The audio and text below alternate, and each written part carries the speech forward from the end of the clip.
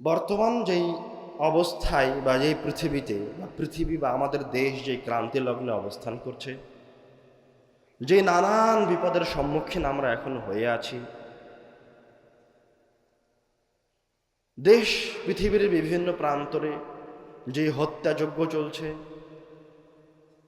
গাজার মাটিতে হোক, মিয়ানমারে হোক, আর কোনো জায়গায় হোক, যত জায়গায় মুসলিম নিধন চলছে, অনাচার সৃষ্টি হয়েছে, সব কিছুর পিছনে আমরা মানুষেরাই দায়ী। এমন কোন মুসলিম উম্মাহের ওপর রব্বুল আলামিন গজব চাপিয়ে দেননি জোরপূর্বক যারা গজবের অধিকারী হয়ে যায়নি। কথাটা মনে হয় বুঝতে পারলেন না। রব্বুল আলামিন ততক্ষণ পর্যন্ত কোনো উম্মাহের ওপর গজব চাপিয়ে দেন না, জুলুম চাপিয়ে দেন না, কোনো জালেম শাসক অত্যাচারীকে চাপিয়ে দেন না, যতক্ষণ পর্যন্ত না তারা ওই জালেম শাসকের হকদার না হচ্ছে। কথা কি বুঝতে পারলেন? তো মানুষ যখন অন্যায়, অনাচার, পাপ কাজ, রাহাজানিতে নিজেকে তার উপযুক্ত করে নেয়, তখন রব্বুল আলামিন তার ওপর থেকে রহমতকে উঠিয়ে নেন, নেয়ামতকে উঠিয়ে নেন, এবং যারা তাদের উপর অত্যাচার করবে এবং রব্বুল আলামিনের গজব নেমে আসে। আপনি এখন মনে করছেন যে ইরান ইসরায়েল যুদ্ধ শুরু হয়েছে, এই জন্য বাংলাদেশে তেলের অভাব, এটা আপনি দেখতে পাচ্ছেন। আরও যে বিভিন্ন দেশে অত্যাচার চলছে মুসলমানদের উপরে, আপনি মনে করছেন যে মুসলিম শাসকেরা লড়াই করছে না, এই জন্য তাদের উপর গজব নেমে এসেছে। না, এটা নয়। তার আগের সবচেয়ে বড় কারণ হলো আপনারা নিজেরা, সাধারণ জনগণেরা এমন নাফারমান হয়ে গেছেন যে রব্বুল আলামিন আপনাদেরকে অসুবিধায় বা গজবে রেখেছেন, অত্যাচারী শাসকের অধীনস্থ করে দিয়েছেন আপনার পাপের কারণে। আর আপনি এখন বিপদে পড়ে আছেন আপনার পাপের কারণে, কিন্তু এই বিপদে পড়ার ওসিলা করে দিয়েছে ওই যুদ্ধটাকে। কথাটা কি বুঝতে পারলেন? মানে এটা আমার আপনার পাপের কারণে, এটা নতুন নয়, এটা আজকের পৃথিবীতে নতুন নয়। এর আগেও রব্বুল আলামিন যারা পাপ কাজে লিপ্ত হয়েছে এবং পাপ কাজে লিপ্ত হয়ে ফিরে আসেনি, পাপে লিপ্ত হতে হতে একদম চূড়ান্ত পর্যায়ে চলে গেছে, তখন রব্বুল আলামিন ওই কওমকে ধ্বংস করে দিয়েছেন। কিন্তু উম্মতে মুহাম্মাদের উপর রব্বুল আলামিনের এক বিশেষ রহমত যে তিনি কখনো উম্মতে মুহাম্মাদিকে ধ্বংস করবেন না। যেমন যাদেরকে ধ্বংস করা হয়েছে, রব্বুল আলামিন লূত আলাইহিস সালাতু ওয়াস সালামের কওমকে ধ্বংস করে দিলেন। কি কারণে? লূত আলাইহিস সালাতু ওয়াস সালামের কওমকেও লূত আলাইহিস সালাতু ওয়াস সালাম সতর্ক করেছিলেন, দাওয়াত দিয়েছিলেন, কিন্তু তারা রব্বুল আলামিনের দাওয়াতে সাড়া প্রদান করেনি। রব্বুল আলামিন কুরআনুল কারীমে বলছেন, ইন্নাকুম লাতাতুনার রিজাল, তোমরা তোমাদের পুরুষদের কাছে যেতে, সমকামিতা করতে, ওয়া তাকতাউনাস সাবিল, এবং তোমরা রাস্তাঘাটে ছিনতাই করতে, চুরি ডাকাতি করতে, ওয়া তাতুনা ফি নাজিকুমুল মুনকার, এবং তোমরা একত্রে পতিতালয়ে জমা হয়ে জেনায় লিপ্ত হতে। যখন তারা এরকম ভয়ঙ্কর ফাসাদ পৃথিবীতে সৃষ্টি করেছিল এবং ফিরে আসেনি, দায়ের দাওয়াতকে গ্রহণ করেনি, তখন রব্বুল আলামিন তাদের ওপর পাথরের বৃষ্টি বর্ষণ করেছেন। হিজারাতাম মিন তিন, ফেরেশতারা তাদের উপরে এমন পাথরের বৃষ্টি বর্ষণ করেছে যে তারা ওই পাথরের বৃষ্টিতে ওই জায়গায় যে যেভাবে ছিল ওইভাবে মরে গেছে, ওইভাবে আছে। আল্লাহ রব্বুল আলামিন আপনারা জানেন যে ফেরাউনকেও ধ্বংস করে দিয়েছেন। ফেরাউনকে রব্বুল আলামিন সরাসরি ধ্বংস করেছেন? করেননি। তাকেও রব্বুল আলামিন সুযোগ দিয়েছেন। মুসা আলাইহিস সালাতু ওয়াস সালাম, হারুন আলাইহিস সালাতু ওয়াস সালাম তাতে সতর্ক করার জন্য, তার কওমকে দ্বীনের দিকে আহ্বান করার জন্য বারবার গেছেন। উত্তরে ফেরাউন বলেছেন, সাহিরুন আও মাজনুন, তুমি পাগল হয়ে গেছো, তুমি জাদুকর। এবং ফেরাউনের সম্প্রদায় মুসা আলাইহিস সালাতু ওয়াস সালাম এবং বানু ইসরাইলের যারা পুরুষ সন্তান ছিল তাদেরকে জবাই করেছে। যখন অত্যাচার চরম পর্যায়ে চলে গেছে এবং যে দুই একজন দায়ী ছিল, ভালো মানুষ ছিল, যারা দাওয়াতি কাজ করতো, তাদেরকেও যখন হত্যা করার জন্য ফেরাউন ধাওয়া করেছে, তখন রব্বুল আলামিন তাদেরকে পাকড়াও করেছেন। ফাআখাযনাহু ওয়া জুনুদাহু ফানাবাযনাহুম ফিল ইয়ামি ওয়া হুয়া মুলিম। তখন আমি তাদেরকে পাকড়াও করেছি, সমুদ্রে নিক্ষেপ করেছি, ডুবিয়ে মেরেছি, অপমানদায়ক মৃত্যুবরণ করিয়েছি। ঠিক তেমনইভাবে সামুদ জাতীয় এই পৃথিবীতে এসেছে, তাদেরকে সতর্ক করার জন্য সালেহ আলাইহিস সালাতু ওয়াস সালাম এসেছেন, কিন্তু তারা সালেহ আলাইহিস সালাতু ওয়াস সালামের দাওয়াতে সাড়া দেয়নি। তারা নিজেদেরকে শক্তিশালী ক্ষমতাধর মনে করেছিল। রব্বুল আলামিন কুরআনুল কারীমে বলছেন, ওয়াতানহিতুনা মিনাল জিবালি বুয়ুতান ফারিহিন। তারা পাহাড়কে কেটে কেটে, পাথরের পাহাড় কেটে কেটে বাড়ি নির্মাণ করত। ওরা কোনোদিন মনেই করেনি যে ওদেরকে কোনো গজব, কোনো বিপদ পরাস্ত করতে পারে। কিন্তু যখন জুলুম শেষ পর্যায়ে চলে গেছে, অন্যায়, তখন রব্বুল আলামিন তাদের উপর এমন গজব নাজিল করেছেন যে তাদেরকে সমূলে ধ্বংস করে দিয়েছে। কওমে নূহ আলাইহিস সালাতু ওয়াস সালাম তাদেরকে সকাল সন্ধ্যা আহ্বান করেছেন রব্বুল আলামিনের দিকে। কুরআনুল কারীমে রব্বুল আলামিন বলছেন, ওয়া ইন্নী কুল্লামা দাআউতুহুম লিতাগফিরা লাহুম। যখনই আমি আমার সম্প্রদায়কে আহ্বান করেছি যে তোমরা যা করেছো, যা পাপ কাজ করেছো, অন্যায় করেছো, তোমরা একটু রব্বুল আলামিনের কাছে ফিরে আসো, তওবা করো, ক্ষমা চাও, রব্বুল আলামিন তোমাদের পাপকে ক্ষমা করে দিবেন। জাআলু আসাবিআহুম ফি আযানিহিম। যখনই আমি তাদেরকে হকের দিকে আহ্বান করেছি, তারা আমার কথায় কর্ণপাত করেনি, কানে আঙ্গুল দিয়েছে, নূহ আলাইহিস সালাতু ওয়াস সালামের কথা থেকে ফিরে দূরে চলে গেছে। ওয়াস্তাগশাউ সিয়াবাহুম, কাপড় দিয়ে ওদের মুখগুলোকে ঢেকে নিয়েছে, তাও নূহ আলাইহিস সালাতু ওয়াস সালামের কথা তারা শ্রবণ করেনি। ওয়াসার ওয়াস্তাকবারু ইস্তিকবারা, এবং তারা একগুঁয়ে হয়ে নূহ আলাইহিস সালাতু ওয়াস সালামকে বাদ দিয়ে অহংকারে, তাকাব্বুরে লিপ্ত হয়েছে। যখন তারা অন্যায়ের শেষ পর্যায়ে চলে গেছে, রব্বুল আলামিন বলছেন, কানু কওমান ফাসিকিন।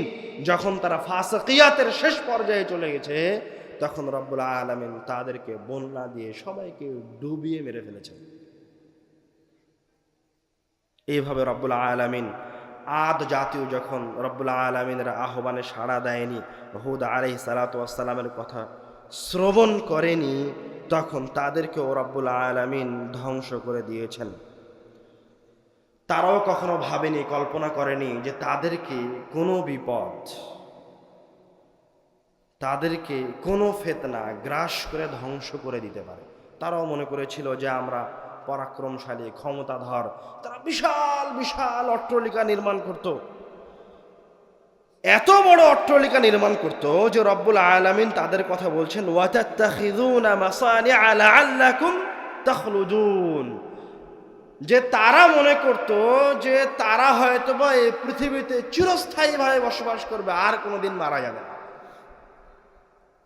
রব্বুল আলামিন আর এক আয়াতে বলছেন, আল্লাতী লাম ইউখলাক মিসলুহা ফিল বিলাদ। তারা এত বড় বড় অট্টালিকা বানিয়েছিল, এরকম বড় প্রাসাদ, অট্টালিকা আর কোনোদিন কেউ বানায়নি। রব্বুল আলামিন তাদের উপরেও গজব অবতীর্ণ করেছেন। টানা 7 দিন 8 রাত যাবৎ চলতে থেকেছে রব্বুল আলামিনের গজব, একদম ধূলিসাৎ করে মাটির সাথে মিশিয়ে দিয়েছেন। তেমনইভাবে শুআয়ব আলাইহিস সালাতু ওয়াস সালামের কওম মাদায়েনবাসীর উপর রব্বুল আলামিনের গজব নাজিল হয়েছে, তাদের ফিতনা ফাসাদের কারণে, সমাজে বিশৃঙ্খলা সৃষ্টি করার কারণে। রব্বুল আলামিন কোনোদিন কাউকে, কোনো কওমকে ততক্ষণ পর্যন্ত পাকড়াও করেন না, তাদের উপর ততক্ষণ পর্যন্ত জুলুম নামিয়ে দেন না, গজব নামিয়ে দেন না, জুলুম নয়, ততক্ষণ পর্যন্ত গজব নামিয়ে দেন না, অত্যাচারী শাসক দেন না, যতক্ষণ না ওই অঞ্চলের মানুষ, ওই এলাকার মানুষ নিজেরা নাফরমান না হচ্ছে। রব্বুল আলামিন সূরা আনকাবুতের 29 নম্বর আয়াতে বলছেন, ফাকুল্লান আখাযনা বিযামবিহি। আমি তাদের প্রত্যেককেই তাদের পাপের কারণে পাকড়াও করেছি। কাউকে রব্বুল আলামিন বিনা কারণে পাকড়াও করেনি। এখনো যাদের উপর অত্যাচার হচ্ছে, জুলুম হচ্ছে, আপনার দৃষ্টিতে তারা প্রথমে রব্বুল আলামিনের নাফরমানি করেছে। যদি বিশ্বাস না হয় তো গিয়ে দেখেন। আমি বাংলাদেশেরই উদাহরণ দেই। বাংলাদেশ এখন যতটুকু অস্থিতিশীল পর্যায়ে আছে, এটা তার পাপের কারণে, এটা আমাদের অন্যায়ের কারণে। এই যে যতগুলি কওমের অন্যায়ের কথা আমি এখন পর্যন্ত বললাম, তার কোন অন্যায়ের মাঝে আমরা লিপ্ত হইনি? জেনা বলেন, ব্যভিচার বলেন, সমকামিতা বলেন, আপনার বড় বড় বিল্ডিং বানানোর পাল্লাপাল্লি বলেন, প্রতিযোগিতা বলেন। রব্বুল আলামিন লূত সম্প্রদায়কে সমকামিতা এবং জেনার পাশাপাশি আরও একটা কারণে ধ্বংস করেছেন, সেটা হচ্ছে লুটপাট, ডাকাতি। আমরা ওই ডাকাতিতেও লিপ্ত আছি। এমন কোনো কাজ নাই, এমন কোনো জঘন্যতম অপকর্ম নাই যা এখন আমরা করি না। কিভাবে রব্বুল আলামিনের রহমত আমরা পেতে পারি? আপনি কল্পনা করেন কিভাবে রব্বুল আলামিনের রহমত আসতে পারে। যত ধরনের যানবাহন আছে যেগুলো মানুষ এক জায়গায় থেকে আরেক জায়গায় যাওয়ার জন্য ব্যবহার করে, সব এখন জেনার কারখানা হয়ে গেছে। মেট্রো বলেন, ট্রেন বলেন। এই দেশের শতকরা 95% মানুষ মুসলমান। যে ট্রেনের বগিতে একজন টিকটকার জেনা করতেছে, সেই বগিতে যে করতেছে সেও মুসলমান। যারা তাকিয়ে থেকে তাদের দিকে দেখছে, মজা করছে, আনন্দ নিচ্ছে, তারাও মুসলমান। যে অফিসে আপনি 12 ঘন্টা বসে থাকেন, ডিউটি করেন নিয়মিত, দিনের অর্ধেক সময়, জীবনের অর্ধেক সময় যে অফিসে আপনি অতিবাহিত করছেন, ওই অফিসের যে রুমে বসে আছেন তার পাশের রুমে আর একজন জেনায় লিপ্ত, তার পাশের বাথরুমে আর একজন জেনা করছে। তো কিভাবে রব্বুল আলামিন আপনার উপর রহমত বর্ষণ করবেন অথচ আপনার পাশে আর একজন জেনা করছে? আপনার পাশে আপনি একজন তাসবিহ পড়ছেন, সুবহানাল্লাহ, আলহামদুলিল্লাহ, লা ইলাহা ইল্লাল্লাহ, আয়াতুল কুরসি পড়ছেন, কত দোয়া পড়ছেন, আর পাশে আপনার আরেকজনের কাছ থেকে সুদ ছাড়া, ঘুষ ছাড়া কাজ করছেন। আপনি ওকে কোনো কিছু বলেন না। আপনি কি মনে করছেন যে আপনার এই তাসবিহ, আপনার এই সুবহানাল্লাহ, আলহামদুলিল্লাহ ওই গজব থেকে বাঁচাবে যেই গজবে ওই অপরাধকারী পতিত হবে? যখন পাপ প্রকাশ্যে চলে আসে তখন গজব একসাথে সবাইকে পাকড়াও করে, কাউকে ছাড়ে না, কেউ বাদ যাবে না। আপনি যদি নিজেকে রক্ষা করতে চান যে ওই গজবে আমি যেন না পড়ি, তাহলে যে আপনার সামনে পাপ কাজে লিপ্ত আছে তাকে বাধা দেন। আপনি যদি তাকে বাধা দেন, তাহলে তারপরেও যদি রব্বুল আলামিনের গজব আসে, তো কোনো না কোনোভাবে রব্বুল আলামিন আপনাকে ওই গজব থেকে বের করে নেবেন। কথা কি আপনারা বুঝতে পারলেন না? বুঝতে পারলেন না? মানে আপনি যতই তাসবিহ তাহলিল করেন না কেন, আর একজনকে আন্নাহি ওয়া আনিল মুনকার, এটা যদি আপনার ভিতর থেকে উঠে যায়, আপনি যদি ট্রেনে বসে থেকে আর একজন টিকটকারের জেনা দেখেন, আপনি যদি অফিসে বসে থেকে আর একজন উলঙ্গ মহিলাকে উলঙ্গ হয়ে আসতে আর পাশের রুমে জেনা করতে সহযোগিতা করেন, আপনি যদি আর একজনকে সুদের উপর লেনদেন করতে সহযোগিতা করেন, আপনি যদি সুদি ব্যাংকে চাকরি করেন, আপনি যদি আর একজন রাস্তায় অন্যায় করছে, চাঁদা তুলছে, তার পাশে গিয়ে দাঁড়ান, তাকে বাধা না দেন, তো এদের ওপরে, এদের কারণে রব্বুল আলামিন যে গজব অবতীর্ণ করবেন, এদের কারণে এই পৃথিবীতে যা আসবে, যত বিপদ আসবে, সেই বিপদগুলির আপনিও ভোগ করবেন। এই বিপদগুলি আসার কারণ আপনিও হবেন। আর আপনি যদি দাওয়াতি কাজ চলমান রাখেন, রব্বুল আলামিন যদি কোনো বিপদ দিয়েও দেয়, তো রব্বুল আলামিন আপনাকে কোনো না কোনোভাবে ওই বিপদ থেকে বের করে নিয়ে আসবেন। সুবহানাল্লাহ। এই বিপদ থেকে, এই পৃথিবীর এই ক্রান্তি লগ্ন সময় থেকে, এই বাংলাদেশকে যদি আমরা আবারও ফিরিয়ে নিয়ে যেতে চাই, নিজেকে যদি বাঁচাতে চাই, তো পুনরায় রব্বুল আলামিনের কাছে ফিরে আসতে হবে। রব্বুল আলামিনের কাছে ফিরে আসা ছাড়া কোনো উপায় নাই। হকের পথে ফিরে আসা ছাড়া কোনো উপায় নাই। রব্বুল আলামিন অসংখ্য আয়াতে বলেছেন, যারা ভালো, যারা নেক কাজে লিপ্ত, যখন কোনো সম্প্রদায়, যেন সমাজের মানুষ ভালো কাজের দিকে ফিরে আসে, তখন রব্বুল আলামিনের রহমত অটোমেটিক তাদের উপর চলে আসে, বরকত তাদের উপর চলে আসে, রুটি রুজি একা একাই তাদের কাছে আসে, তাদেরকে যেতে হয় না রুটি রুজির জন্য। আপনি শুধু রব্বুল আলামিনের, রাসূল সাল্লাল্লাহু আলাইহি ওয়াসাল্লামের দেখানো পথে আসেন, তারপরে রুটি রুজির ব্যবস্থা আপনাকে নয়, রব্বুল আলামিন করে দিবেন। রব্বুল আলামিন কুরআনুল কারীমে বলছেন, ওয়ালাউ আন্না যদি কোনো গ্রামবাসী, কোনো জনপদের মানুষ ঈমান আনয়ন করে, ওয়াত্তাকাউ এবং রব্বুল আলামিনের বিধি নিষেধকে মেনে চলে, লাফাতাহনা আলাইহিম বারাকাতিম মিনাস সামাই ওয়াল আরদ, তাহলে আমি এই জনপদের ওপরে, এই মানুষদের ওপরে ফাতাহনা আলাইহিম, আসমানের থেকে বরকত নাজিল হওয়ার দরজা সমূহকে উন্মুক্ত করে দিল। জমিন থেকে তাদের জন্য রুটি রুজির ব্যবস্থাকে, আমার রহমতের ব্যবস্থাকে, আমাদের রহমতের দরজাগুলিকে জমিন থেকে উন্মুক্ত করে দেব। সুবহানাল্লাহ। আর এক আয়াতে রব্বুল আলামিন বলছেন, ওয়াদারাবাল্লাহু মাসালান ক্বরিয়াতান কানাত আমিনাতান মুতমাইন্নাহ, এমন একটা জনপদ ছিল যারা মুমিন, পরহেজগার, সবাই খুব ভালো মানুষ ছিল। অধিকাংশ মুফাসসিরিনগণ বলছেন এই আয়াতে রব্বুল আলামিন মক্কাবাসীর কথা বলছেন, কুরাইশদের কথা বলছেন। ওই অঞ্চলের মানুষ পরহেজগার ছিল, রব্বুল আলামিনের নাফরমানি করত না। আমিনাতাম মুতমাইন্নাহ, বিনিময়ে রব্বুল আলামিন ওই এলাকাকে, ওই অঞ্চলকে নিরাপদ করে দিয়েছিলেন। মুতমাইন্নাহ, সবাই খুব প্রশান্তিতে বসবাস করত।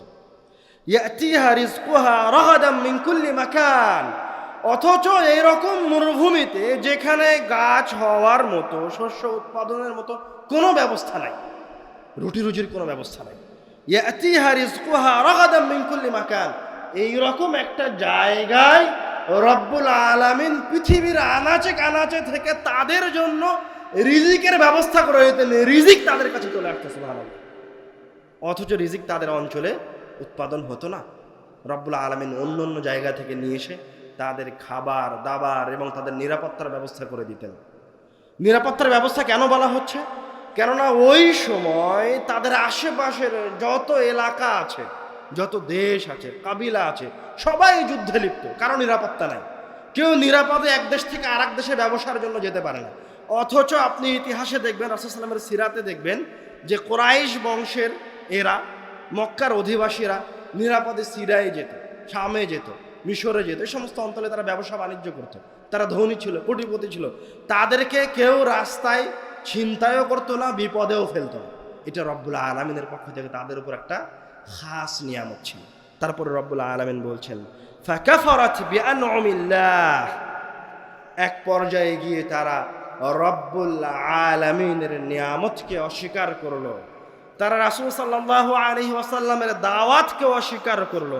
ফাআযাকাহুল্লাহ লিবাসাল জু'i ওয়াল খাউফ, এবার রব্বুল আলামিন তাদের উপরে ক্ষুধা, খাদ্যের সংকট এবং অনিরাপত্তাকে চাপিয়ে দিলেন। তারা এবার ভয় পাওয়া শুরু করলো। বিমা কানু ইয়াসনাউন, এবং তাদের এই অনিরাপত্তার কারণ হচ্ছে তারা যে কাজগুলি করত সেগুলি। কি কাজ করত? তারা রাসূল সাল্লাল্লাহু আলাইহি ওয়াসাল্লামের উপর অত্যাচার করত। তারা যারা অনুসরণ করেছিল তাদেরকে শাস্তি দিত, তাদেরকে মক্কা থেকে বের করে দিল। এবং রব্বুল আলামিনের নাফরমানি করার কারণে যাদের উপর এতদিন তিনি নিয়ামত দিয়ে রেখেছিলেন, এদের সবাইকে, এদের সবার সর্দারদেরকে বদর প্রান্তরে রব্বুল আলামিন হত্যা করলেন। সাহাবায়ে কেরামগণ এদেরকে হত্যা করলেন। কালেমার পতাকা আবার এদের উপর বিজয়ী হল। এইভাবে রব্বুল আলামিন যারাই ফিরে আসে তাদের উপর তার রহমত, তার বরকত, তার নেয়ামত অবতীর্ণ করতে থাকে। এবং যারা সৎ বান্দা রব্বুল আলামিনের তাসবিহ করে, যেটা আপনাকে বললাম, আপনি যদি দাওয়াতি কাজ চালু রাখেন আর রব্বুল আলামিনের গজব চলে আসে, তো আপনি যেহেতু দাওয়াতি কাজ করেন, রব্বুল আলামিন আপনাকে ওই গজব থেকে বের করে নিয়েন। তার দলিল, তার সবচেয়ে বড় দলিল হচ্ছে ইব্রাহিম আলাইহিস সালাতু ওয়াস সালাম। ইব্রাহিম আলাইহিস সালাতু ওয়াস সালাম ছিলেন রব্বুল আলামিনের নবী, পরহেজগার বান্দা, মানুষকে দাওয়াত দিতেন। কিন্তু মানুষ তার দাওয়াত গ্রহণ করেনি, তাকে আগুনে নিক্ষেপ করলো।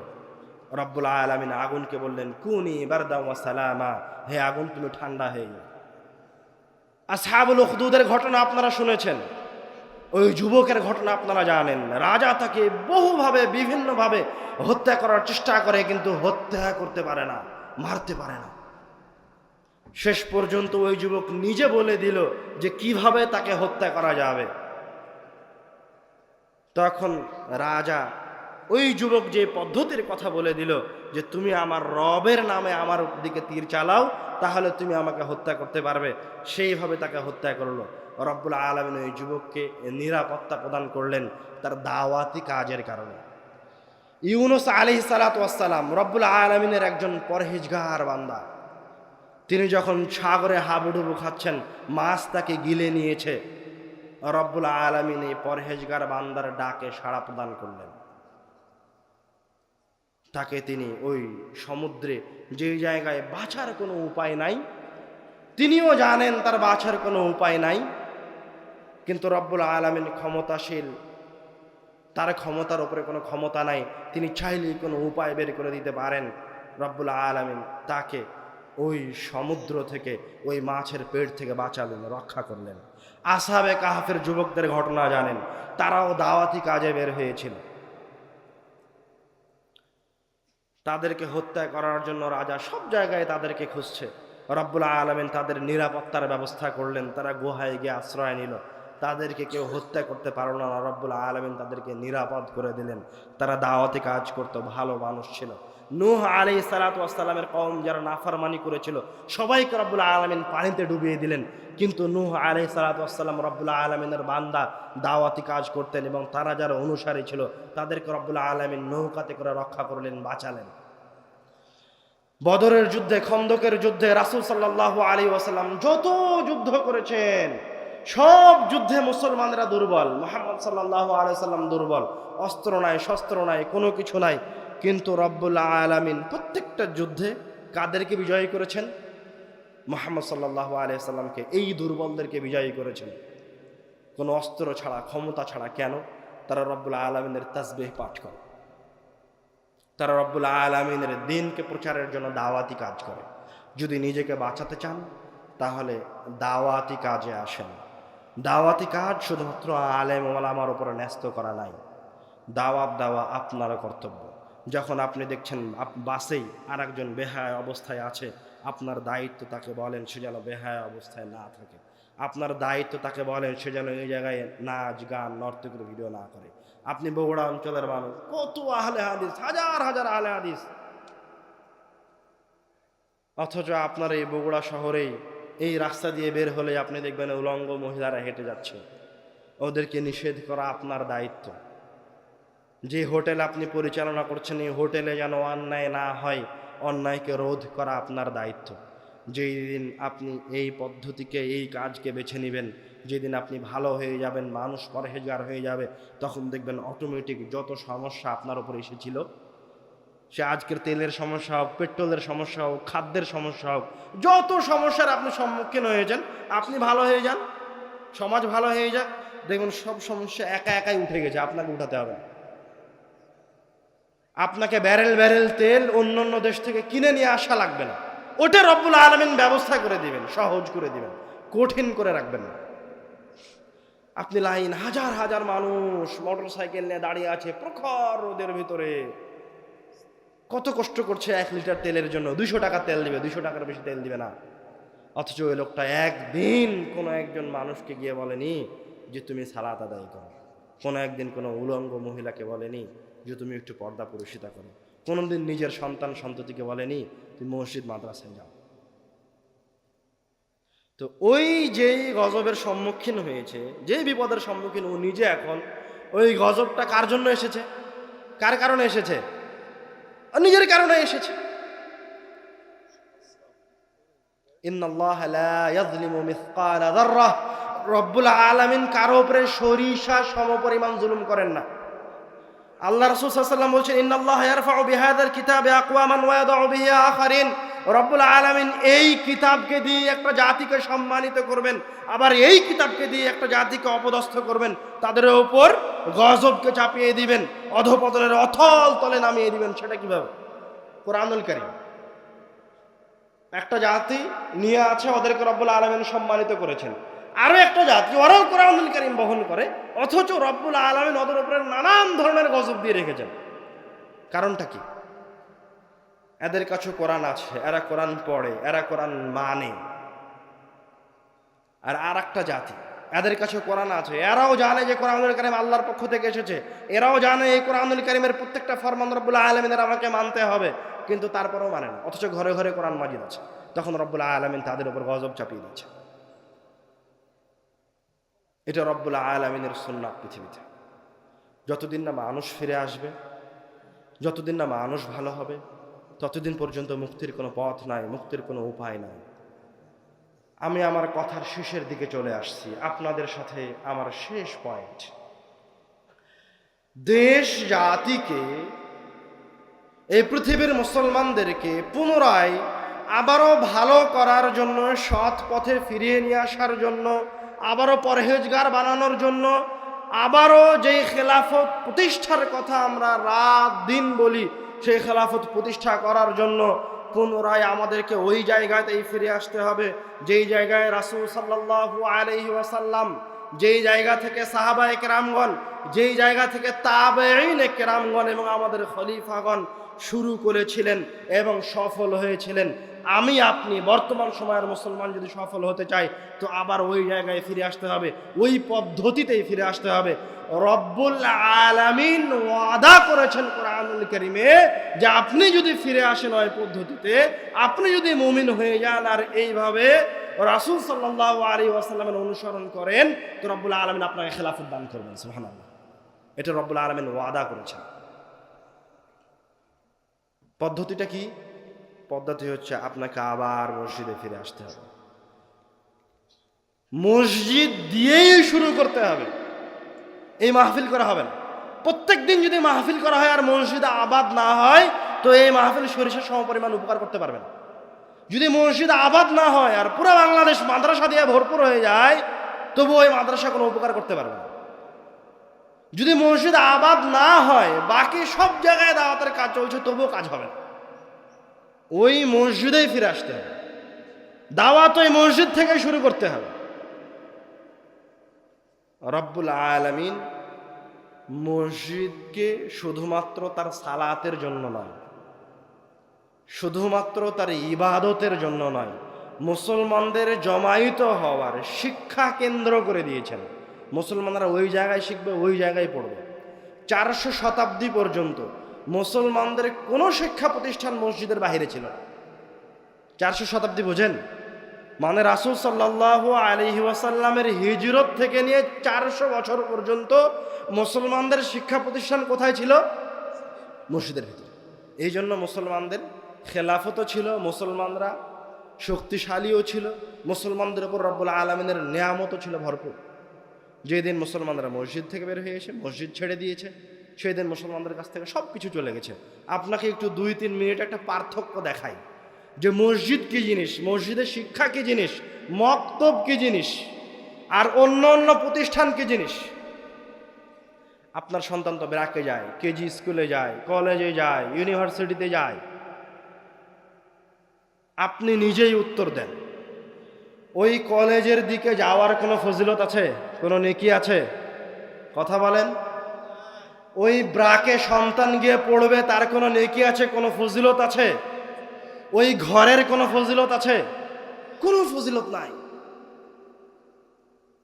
আর রাসূল সাল্লাল্লাহু আলাইহি ওয়াসাল্লাম বলছেন, মান গাদা আও রাহা ইলাল মসজিদ, কেউ যদি শুধু মসজিদের উদ্দেশ্যে বের হয়, কি করবে মসজিদে গিয়ে সেটা পরের কথা, কি ইবাদত করবে সেটা পরে, শুধু মসজিদের উদ্দেশ্যে সকালে বের হোক, সন্ধ্যায় বের হোক, রাত্রে বের হোক, যখনই বের হোক, শুধু রব্বুল আলামিনের ঘরকে উদ্দেশ্য করে বের হয়েছে, আ'আদাল্লাহু লাহু নুজুলান ফিল জান্নাহ, রব্বুল আলামিন ওই বান্দার জন্য জান্নাতে অভ্যর্থনার ব্যবস্থা করেছেন। সুবহানাল্লাহ, খাবার দাবারের ব্যবস্থা করেছেন। এখন আপনার সন্তান প্রত্যেক দিন মসজিদকে বাদ দিয়ে ব্রাকে যায়, কেজি স্কুলে যায়, তো ওই জায়গায় কি রব্বুল আলামিন কোনো ফজিলত রেখেছেন? রাখেননি। আপনার সন্তান মসজিদকে ছেড়ে দিয়ে কেজি স্কুলে শিক্ষার জন্য যায়, কেজি স্কুলে শিক্ষার কি রব্বুল আলামিন কোনো ফজিলত রেখেছেন? রাখেননি, কিন্তু মসজিদে রেখেছেন। রাসূল সাল্লাল্লাহু আলাইহি ওয়াসাল্লাম বলছেন, মান গাদা ইলাল মসজিদ লা ইরিদু ইল্লা আন ইয়াতাআল্লামা খায়রান ওয়া ইউআল্লিমা, যেই ব্যক্তি মসজিদের দিকে গেল শুধুমাত্র এই নিয়তে, এই উদ্দেশ্যে যে মসজিদে গিয়ে সে কিছু শিখবে অথবা আরেকজনকে কোনো কিছু শিখাবে, তো এই নিয়ত করে যে মসজিদে গেছে শিখা অথবা শিখানোর উদ্দেশ্যে, তার এই বের হওয়ার বিনিময়ে রব্বুল আলামিন তার জন্য একটা উমরা অথবা একটা হজের নেকি দিয়ে দিয়েছেন। সুবহানাল্লাহ। এখন বলেন 14 বছর কিয়ামত পর্যন্ত, মরা পর্যন্ত যদি আপনি কলেজ, ইউনিভার্সিটি আর বেরাকে আর প্রাইমারিতে যান তো তার এক নেকি হবে? হবে না। তো ওই জায়গায় কে নিয়ে যায়? মসজিদে কেন যেতে পারেন না? শয়তান নিয়ে যায়। আমি আপনি সবাই শয়তানের তাবেদারি করি, সজ্ঞানে হোক অথবা অজান্তে হোক, কিন্তু শয়তানের তাবেদারি করি। শুধু তাই না, রাসূল সাল্লাল্লাহু আলাইহি ওয়াসাল্লাম বলছেন, যখন আমি আপনি মসজিদে একত্রিত হয়েছি পড়াশোনার জন্য, মাজতামা কওমুন ফি বাইতিন মিন বুয়ুতিল্লাহ, যে কোনো জায়গায় যে কোনো আল্লাহর ঘরে, ওই ঘরে এসি থাকতে হবে, ওই ঘরে ফ্যানের ব্যবস্থা থাকতে হবে এমন নয়। এই গাছের নিচ যদি আগামীকাল মসজিদের জন্য নির্ধারিত হয়ে যায়, আর এই গাছের নিচে যদি মানুষ সালাত আদায় করতে শুরু করে, তো এই গাছের নিচে এখন মসজিদ হয়ে গেছে। এই জায়গায় এখন যদি কোনো মানুষ, বাচ্চা কাচ্চা, আমি আপনি পড়াশোনার জন্য একত্রিত হই, তো রাসূল সাল্লাল্লাহু আলাইহি ওয়াসাল্লাম বলছেন, ইল্লা নাযালাত আলাইহিমুস সাকিনাহ, তাহলে ওই জায়গায় যারা একত্রিত হয়েছে পড়াশোনার জন্য, ওদের উপর রব্বুল আলামিনের পক্ষ থেকে সাকিনা, প্রশান্তি অবতীর্ণ হবে। ওয়া গাশিয়াতহুমুর রাহমাহ, ওদেরকে রব্বুল আলামিনের রহমত ঢেকে থাকবে। ওয়া হাফাতহুমুল মালাইকা, রব্বুল আলামিনের ফেরেশতারা তাদেরকে ঘিরে থাকবে। এতটুকুই নয়, এই 2-3টা ফজিলতি যথেষ্ট ছিল, কিন্তু রাসূল সাল্লাল্লাহু আলাইহি ওয়াসাল্লাম এই জায়গায় থেমে গেলেন না। রাসূল সাল্লাল্লাহু আলাইহি ওয়াসাল্লাম আরো বললেন, যারা মসজিদে বসে থেকে পড়াশোনা করছে, রব্বুল আলামিনের জিকির করছে, রব্বুল আলামিন এদের কথা, এইরকম পাপিষ্ঠ বান্দার কথা, আমার আপনার মতো একজন ছোট্ট বান্দার কথা, রব্বুল আলামিন আমাদের সৃষ্টিকর্তা, জগৎসমূহের সৃষ্টিকর্তা, আমাদেরকে মসজিদে বসে পড়াশোনা করতে দেখে খুশি হয়ে তার অন্যান্য ফেরেশতাদেরকে বলেন সুবহানাল্লাহ। এখন বলেন যে মসজিদ ছেড়ে দিয়ে যে আপনি অন্যদিকে গেছেন, তো এটা আপনার জন্য কতখানি উপকারী হয়েছে না ক্ষতির কারণ হয়েছে? তো আমি আপনি নিজে আমাদের নিজের সন্তানদেরকে পথভ্রষ্ট করার জন্য, নিজের সন্তানের ভবিষ্যৎকে অন্ধকার করার জন্য, নিজের সন্তানদেরকে কোনো এক ঘুষখোর, সুদখোর, কোনো এক অত্যাচারী, জালেম, কোনো এক বিশেষ ক্যাডার বানানোর জন্য, শাসক বানানোর জন্য উঠে পড়ে লেগে আছে। এই জন্য মসজিদে পাঠাই না, অন্য অন্য স্কুলে পাঠাই। অথচ আপনার জন্য জরুরি ছিল আপনার সবার সন্তান, আমাদের সবার সন্তান প্রত্যেক দিন নিয়মিত মসজিদে যাবে পড়াশোনা করার জন্য। আমি কথা বলছি না যে সব স্কুল কলেজ বন্ধ করে দেন, না, বন্ধ করিয়েন না, আমি বন্ধ করতে বলিনি, কিন্তু আমি আপনাদেরকে বলছি যে শিক্ষা কেন্দ্র হিসেবে মসজিদকে রাখেন। ওই জায়গায় যাওয়ার আগে যেন আপনার সন্তান এই জায়গায় পড়াশোনা করে। যতদিন পর্যন্ত না আবার এই মসজিদে ফিরে আসবেন, ততদিন পর্যন্ত নাজাতের কোনো উপায় নাই। রব্বুল আলামিন আমাদেরকে রাসূল সাল্লাল্লাহু আলাইহি ওয়াসাল্লামের দেখানো পথে ফিরে আসার তৌফিক দান করুন, আল্লাহুম্মা আমিন। আমরা যেন আমাদের মসজিদগুলিকে পুনরায় আবাদ করতে পারি। প্রত্যেকটা মসজিদে মসজিদে যেন মক্তব পরিচালিত হয়। আমাদের সকলের প্রত্যেকটা সন্তান যেন মসজিদে উপস্থিত হয়ে সেখান থেকে শিক্ষা অর্জন করতে পারে এবং এক সুন্দর ভবিষ্যৎকে গড়ে তুলতে পারে। রব্বুল আলামিন আমাদেরকে সেই তৌফিক দান করুন, আল্লাহুম্মা আমিন। ওয়া আখিরু দাওয়ানা আলহামদুলিল্লাহি রাব্বিল আলামিন। আপনাদেরকে শুরুতে একটা কথা বলেছি, খবরদার কেউ একজন ব্যক্তি উঠে আসবেন না, উঠে আসা অপরাধ। আমাকে সালাম দেওয়ার দরকার নাই। এরপরে যিনি কথা বলতে শুরু করবেন উনিও কোরআন হাদিসের অনুবাদ করবেন, তো কেন আপনি উঠে আসছেন? উঠে আসা অন্যায়। যেভাবে বসে আছেন ওইভাবে বসে থেকে কথা শোনার চেষ্টা করবেন। রব্বুল আলামিন এই মাজলিসকে কবুল করুক, আল্লাহুম্মা আমিন। আসসালামু আলাইকুম ওয়া রাহমাতুল্লাহ। আলহামদুলিল্লাহ, জাযাকাল্লাহ খায়ের। অত্যন্ত মূল্যবান আলোচনা শুনছিলাম। সম্মানিত সুধীবৃন্দ, আমাদের মাঝে আজকের এই মাহফিল